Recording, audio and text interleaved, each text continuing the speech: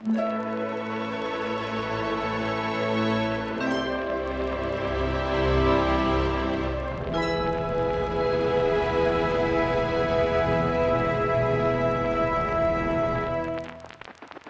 to part 2 of this Out of Line discussion with Joy Cho. So, a little Q&A to finish the convo. Where was your start in social media? Was it blogging or was it before that? 2005, blogging. Really mine prior to social media, my blog was my social media. It started 2005. I was looking for a new job.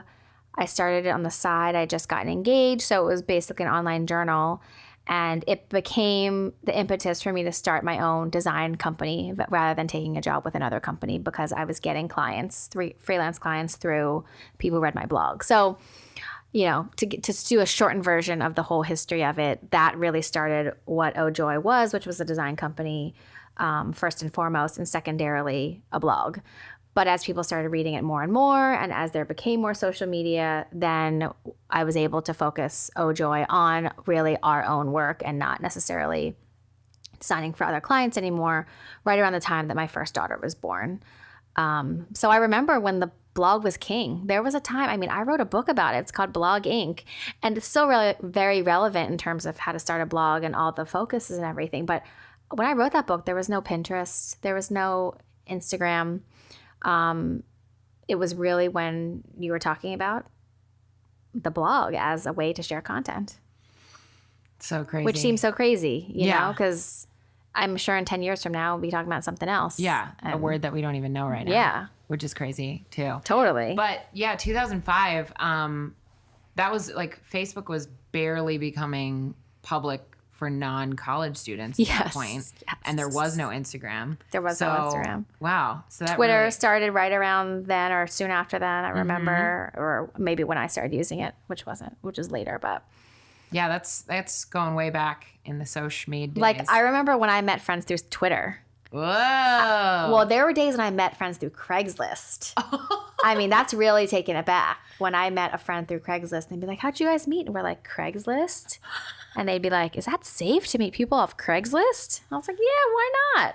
Anyone that you're still friends with? I used to Craigslist to find tennis partners because I play tennis. Oh. And so I would post looking for a tennis partner, and then everybody would be like, is that safe? Like, couldn't you get some weirdo replying to you and meeting up with? And, it worked out for the most part. I found a bunch of people to play tennis with. That's so interesting. You're like nervous about going to events where you have to meet people you don't know, but you'll Craigslist to meet a tennis partner. I know. It sounds crazy. I don't think I would do it on Craigslist now because Craigslist is like way bigger than it used to be. But oh my gosh, back when I lived in New York, I used Craigslist to help someone build me a custom cabinet in my studio apartment. And my coworker was like, oh my God, don't you think you could be murdered?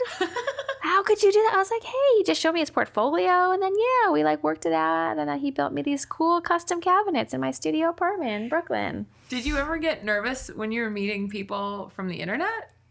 I guess I didn't, but I think I was just so young and I had no idea. Like, I didn't think anything bad could come from it because I used Craigslist for so many things back then. It was really just like, that was probably the first social media for me in a way before my blog, because I was living in New York in like the early 2000s. But yeah, you just reminded me of my early Craigslist days. I'm amazed. Yeah. That's like the best story I've heard in a long time. Craiglisting for tennis partners. Yes.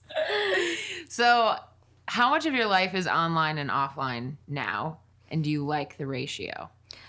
I don't know that I could give you an exact percentage, but I will say that it's definitely a very small part of my life.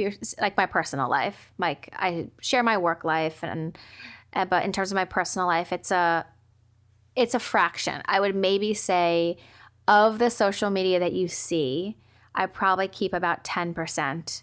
About 10% of it might be personal, like kids, family, things like that. And I definitely try to space it out, like no more than 1 every 10 Instagram posts, for example. Sometimes it's not exactly a science like that. But back in 2005 when I started my blog and before I had my first daughter, when Ruby came along in 2011, I mean, it was still like my online journal where I would share monthly photos and I would share all these things as if I was talking to like my closest friends. And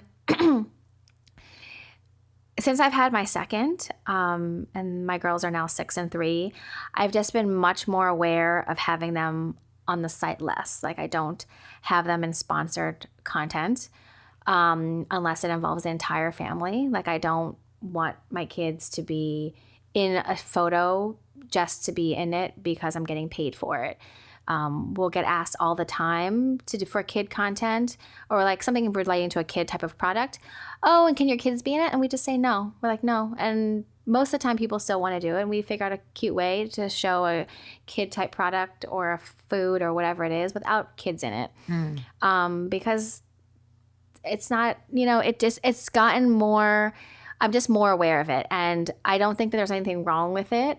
I think that everybody needs to choose their own way of incorporating their family into their social media. And for me, it's purposely been about having my kids less and less in it. They're still on my Instagram, especially on the weekends. It's not like every day or anything. But also my business is not based on the kids. There are businesses and sites that is all about a family, and that makes sense. It makes sense that you see them more often. But my business is not based on my family. It's just a part of me that I share when it makes sense. So I'm very thoughtful about it now. I mean, I'm not saying I wasn't before, but I'm extra.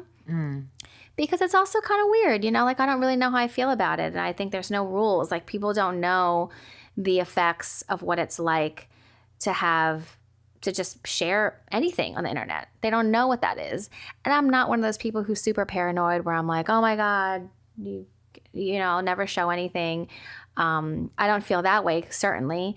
But I also know that the conversation in my head and the conversation I have with my husband about what I'm choosing to share as part of my social media presence will constantly change and evolve, and it just will naturally turn into whatever it turns into. And I think intentionality is a really interesting point that you make, because even since the first episode that we did, which was with Justina, and she talked about how she doesn't have her daughter in her sponsored posts, and we got feedback from a couple companies actually that said they hadn't even considered that of the idea of like, not using kids in sponsored content, and that they'd changed their company policies because that hadn't even sort of come into their awareness.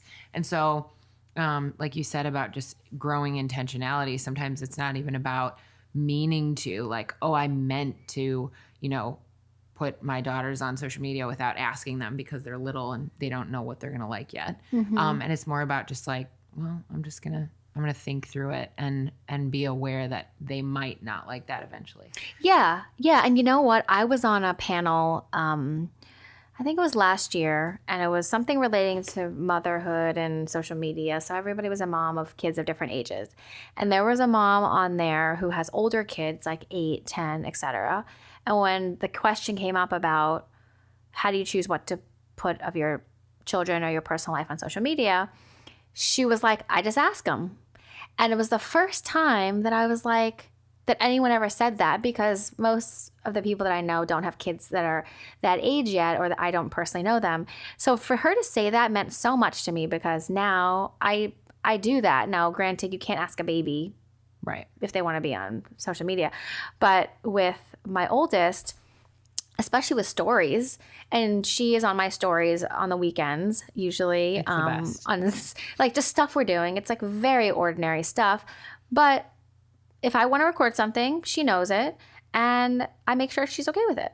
And granted, she's still only 6, so it's not like even if she says yes, it's not like that permission is like she knows anything really about it. She's just feeling, it's just the fact that she's comfortable with it.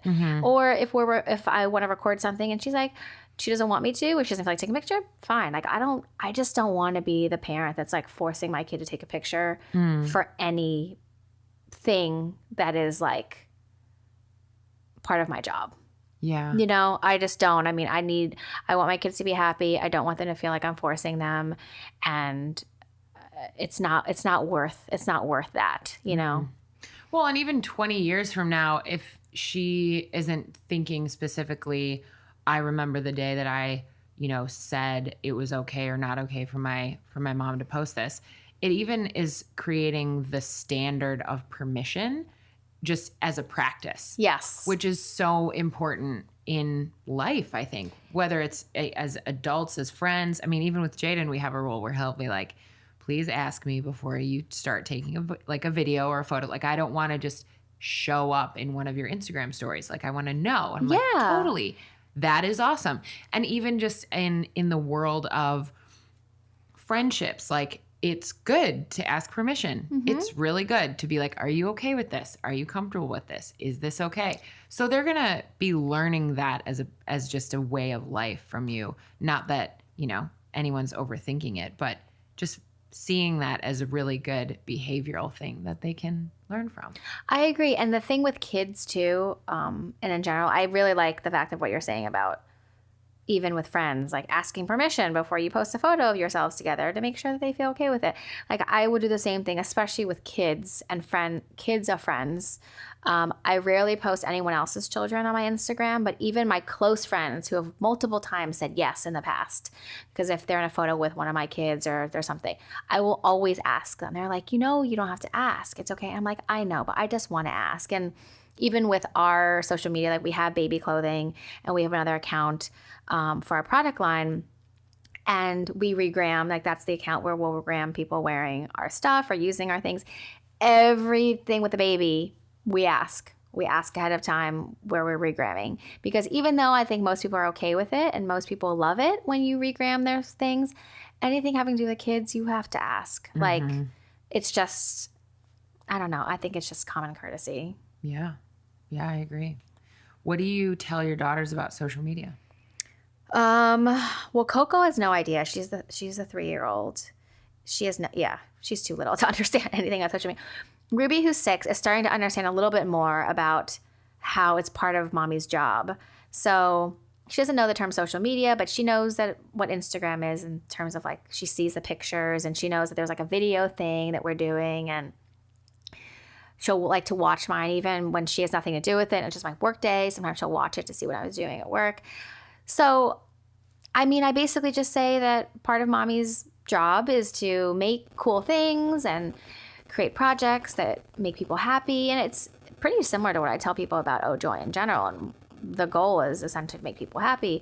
Or if we have like a new product out, we take a picture of it and then we put it on Instagram so that people will see it and then maybe they'll want to buy it. And then that way, they can have that in their house too. So it's pretty similar to what I say to adults. I just like simplified a little bit, but I think that's really it. I mean, it's really just like pictures of things that make us happy.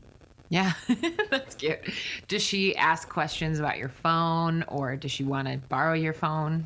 No, I mean, there's like games and stuff on my phone that if we ever have to we need them, whatever, we're waiting at the dentist or something for a super long time, something like that. But my kids aren't on my phone.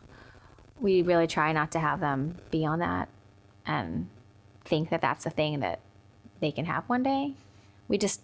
Bob and I discussed the other day how old they should be before they get phones. And he was like, 6th grade? I was like, 8th grade? Like, I don't know. I mean, I was reading this article recently that everybody's pushing for wait till 8th grade. So and how old are you in 8th grade? I've totally forgot. You're like 14, 13, 14. I mean, that seems fine, right? I think it's fine because I mean, they're the kids these days who are on Instagram. I think you have to be 13 or older to actually technically get on Instagram, like by the age thing that it allows, but people can obviously put the wrong date on there. But I think that like around 11 or so, they're starting to have their own profiles and posting and things. I don't know. It's so hard. I don't have a preteen yet. I'm so far from that. So I can't even think about it, nor do I want to. No. Especially with girls. I'm just like, I don't. I'm just not going to let you out of the house ever. No. Yeah. I mean, I think I got I got like a phone that was like a Nokia. Yes. With like a flip. It wasn't even a Oh, flip. a bar. It was like like the bar with the little tiny antenna. I had that one too. Oh my gosh. And I got that one when I got my driver's license. And it was like emergencies only. Like I had like 30 minutes a month on it or something stupid like that. Where it Wait, was when like, did you get your driver's license? I mean, were you 16 or you got it later? Okay, so you're younger than me because I didn't get a phone till college. oh yeah, I think I was. It would have been. I can't do math, but it was around. Nope, I can't do math. I'm gonna try. I first got a phone in 97. That was when I started college in 97. That was before me. You would have had a phone in the years before it. Like as in that mine would have been like 2001, 2, something like that. Yeah. Like I said, if I did the actual math, it would be around there. Yeah, it was probably right around there. But it's crazy. It's crazy. And one of my favorite things, I met Jaden in 2003. And my favorite thing is like our first photo together, his little Nokia is sitting on the table. And whenever people see the photo, that's the first thing they see. Like they don't even make a comment about our faces. And you guys, how young you guys are? Yeah, they're not like, oh my gosh, you guys are. No, it's, oh, look at his phone. So it's like, and that's actually one thing as a photographer, I always include people on their phones just because I feel like it's such a fascinating like dating system. Like you can totally look at a photo from like 5 years ago and see like an iPhone 4 and just be like, whoa, look at that old phone. So funny. So it'll be interesting to see what happens. I kind of love it and hate it all at the same time.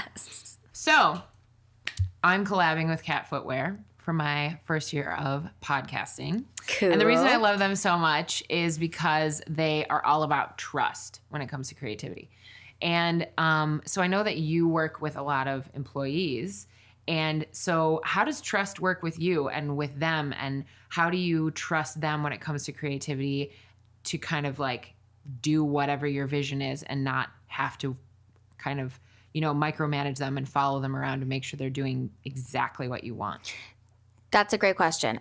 So I have a team of 6 now. A 6th person just started today. And that's small. 6 people is small in the grand scheme of companies. But for me, it's been a really great size because it's small enough that I know everybody and I can interact with everybody on a daily basis. But it's big enough that it's not just me anymore because I can't do all the things that I need to do anymore without them. So for me, I think it's about communication. I mean, it's just like what they say in relationships, right? Like communication is so important and keeping in communication on both good and bad and everything. So we have weekly staff meetings, which gets everybody up to date on what is happening, whether you're involved with that project or not. But for me, I think it's also just about letting people do their thing. Like, granted, it takes time when you start at my company to immerse yourself in the Ojoy style and aesthetic and to know that I'm going to like what you're going to bring me. But I make sure, especially early on, for people to check in with me often, make sure to show me something, or don't be afraid to show me something if you're partway through. You don't need to get to the end and then wait because you might have, spent too much time on something that isn't going the right direction. So it's a lot of that communication. I try to be very available, and granted, it's hard when I have meetings and calls and things like that. But when I'm not in those things, I'm always checking in with people just to make sure that if they need me to look at something, they need me to review something. I also feel like, so I don't know that I have the exact answer in terms of there's an exact formula, other than communication and making sure that you're available for people. Because I've had past jobs where one of the hardest things about my job is if your boss is not available to give you approval on things, because then you can't submit whatever artwork is due. You can't get to the next level. You can't do whatever the next step is until that person has given you the okay. And it's gotten to a point now, I have some of the girls on my team have been there since I started hiring people, so 4.5+ years, and they now have a certain level of autonomy that they can go from start to finish on some things, and I might not have had to see it all along the way. And that's great. That's a great feeling. And you know that it takes time, but it's also great for me to know that I can just trust that that thing will get done and that it'll look great and it'll fit in with the brand, that everybody will be happy with it. So communication and expectations from the beginning, kind of like setting up the standard that it's okay to check in with you. Exactly. And making both on a level of like, I think that when somebody is newer, I am a little bit more about checking in with them. But I also don't check in so much that they don't have the space to do what they need to do. Because I know what it's like to have somebody like breathing over your shoulder while you're in the middle of designing something.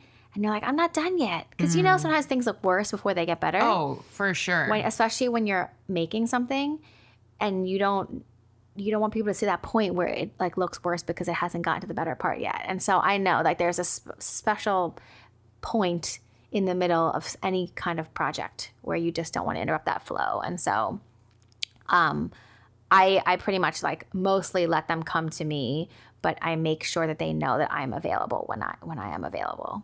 That's awesome. Are you good at giving feedback? Like if something isn't going super well? Yes. Are you like, okay, here's what's working, here's what's not working? Yes. Yeah. I think the thing with me is that I'm pretty quick with making decisions, especially when it comes to visual decisions. I'm a good editor of things. And so I edit photos fast. I see if a craft project is working or it's not, or if I'm looking at something that's been styled, what's working or what's not working, or how do we fix it? So I think that helps too, because I don't dilly-dally much when it comes to that stuff. And I think that could be hard for employees to respond to if I'm not coming back with concise feedback. It's one thing to I don't always know the answer, but at the same time, I try to make sure that I'm giving them clear feedback, because that's helpful too, as having been an employee to people. If the person that you're talking to and trying to show something for approval doesn't know what to tell you what to do, then you're like, okay, I don't know where to go from here. Yeah, then no one knows. No one knows. Like who's driving the train. Exactly. Exactly. Oh man, I love that. So what do you do when you need to just unwind? What do you do to self-care? Oh man, I really need to do a better job at that. I think that's on my list for 2018 is self-care. That's like the best quote of my life. Especially that you said, I think that's on my list. I'll tell you what I actually do, and then there are things that I should be doing. Okay. The things I should be doing, I should be working out more. I should stop working past a certain time. I mean, I work every night after my kids go to bed until bedtime. And I should give myself more time to hang out with friends and that kind of thing. What I am doing is I do get massages like once a month. We have someone who comes to our house, and that's a complete luxury. I am fully aware of that. But I met her when I was pregnant with my second baby, and it started as prenatal massages. And then after I had the baby, I was like, hey, can you still do this afterwards? And she's amazing. And so around once a month, we will have, she'll come and we'll do, a massage. And so that's like probably my biggest treat to myself. Other than that, on like a more daily basis, it's probably just TV. I mean, honestly, like my brain is so fried. And I would love to say I read books, but I don't as much as I used to, because I just basically need to turn my brain off. At the end of the day, to me, it feels like peace and quiet. My kids are in bed. I've hopefully gotten my work done for the day, or as much as I can do for the day, and I'll just turn on the TV and like watch something. But what's your fave? Oh man, I feel like what I'm gonna say is so typical. It's like, who cares? It's so typical. I mean, I was just catching up on This Is Us last night. Never seen it. Oh, you haven't? No. I know. I was late. I was a late starter to it.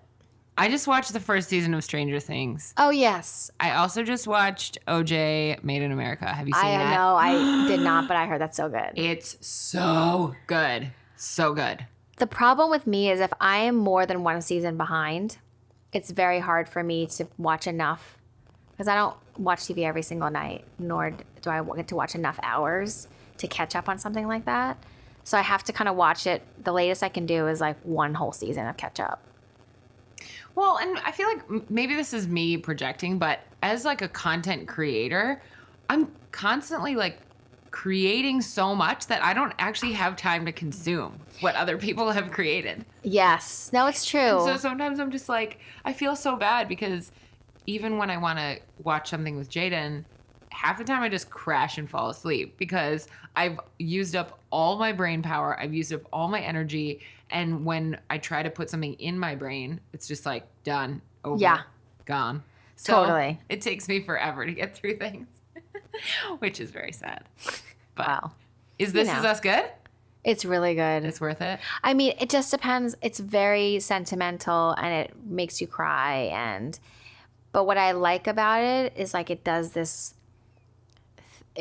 toggle back and forth between different times of a family's life every episode. That's, I think, the biggest thing that I wasn't expecting, but is a major part of it. And so when you're seeing them in the present day, you're also flashing back to like what made them like that from their past. So in some ways it's like what therapists make you do, where they make you like go back to your childhood and then you're like, oh, this is why I am like it kind of does that in TV, and it's just all good. Everybody's really good in it, and I love it. I remember I used to see Mandy Moore at Proof Bakery all the time. I know. Right here when she used to live in Atwater, and I'm like, oh, Mandy Moore, you're so good in this show. I still saw her there the other day and I was like, oh, Mandy at Proof. Just doing a thing. Oh, you saw her Proof? Yeah, just the other day. Man, why wasn't I there? I know. It's okay. But she doesn't live that far. It's like she has to go to Proof sometimes. Yeah, she probably still goes there.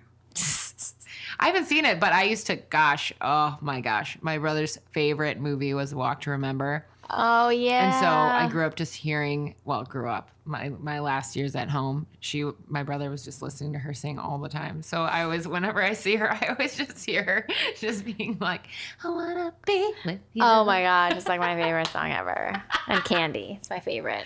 So good. All right. Last question.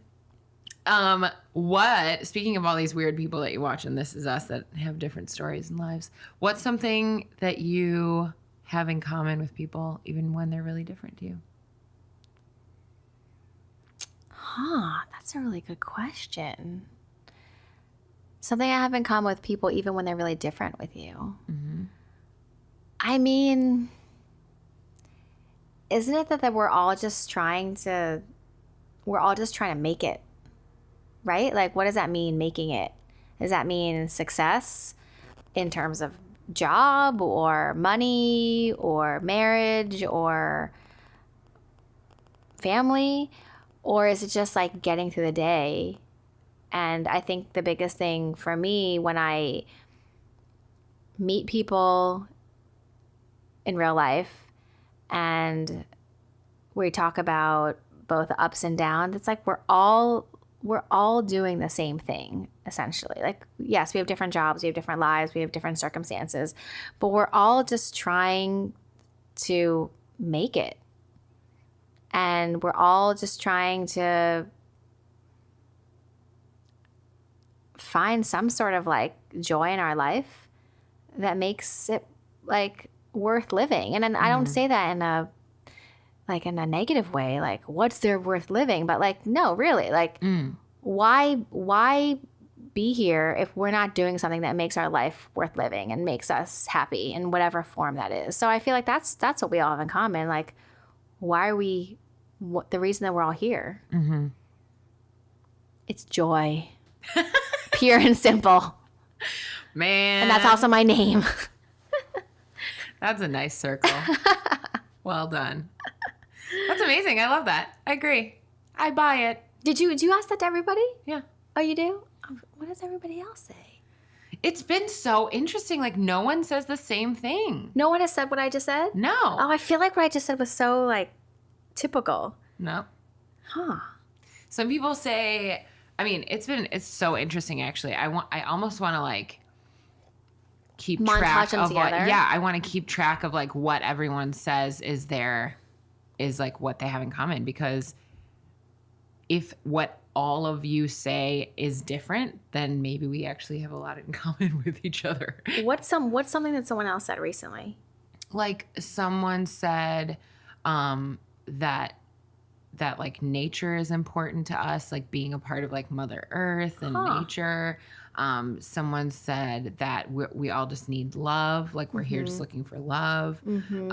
Someone said that we're all connected, like energetically, like that whether or not we look at each other and see similarities, that we are made up of the same energy and that we're connected. Yeah, it's been so... I literally am like, okay, this is going to be like a side project. Yeah. Because especially right now when everyone's just so focused on how different we are, I think it's a really interesting thing to just think about, okay, but where are we the same? Yeah, I like that. I actually think that, no, it's so perfect for right now. It really is. As I'm looking at your peace sign thing over there. My nudies. Yeah. Oh my gosh, it was so funny that that got framed by Simply Framed, and for some reason they sent it to what was listed as my billing address on my account, because like they did it as like a sponsored thing, and they sent it to my mom's house, and so my mom goes, "Did you just send me a photo of naked women?" I was like, no. That's so funny. So amazing. She was like, I just opened a framed picture of naked people. And I was like, no, Mom, that's for me. You're like, Merry Christmas, Mom. It was so funny. I was like, I don't know why you got that, but that's so funny. She's like, is there a story behind it? I was laughing so hard. Is that your photo? No, it's a girl in San Diego. She did it like a year ago, right after Trump won, and all the proceeds went to the ACLU. So got it. I bought it. Yeah, I love it. I love I it. like all too. those butts. I know. I love the butts. And it's like, I was like, should I put naked people next to the dining room table? But it's so far away. It's yeah. not like it's all up in there. Right. You know? It's not like you lose your appetite or just can't focus on your food. No. Plus, it's just it's all from the back too. Yeah. I just like seeing all like, I don't know. I love butts. I love butts too. They're funny. Rare. I don't understand like the sexiness of them. I think they're more funny than sexy. Yeah, I guess it just depends on which ones you're looking at, but because these butts are just hilarious. They are. Well, this has been amazing.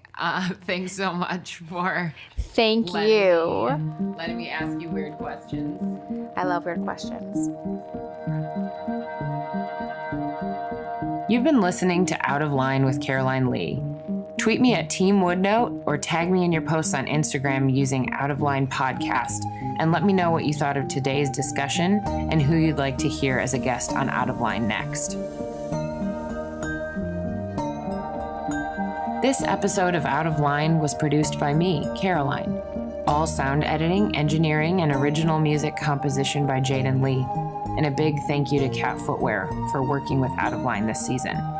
Hit subscribe to get the next episode on your mobile device when it drops next week. And if you love what you heard, please whip out a review, will ya?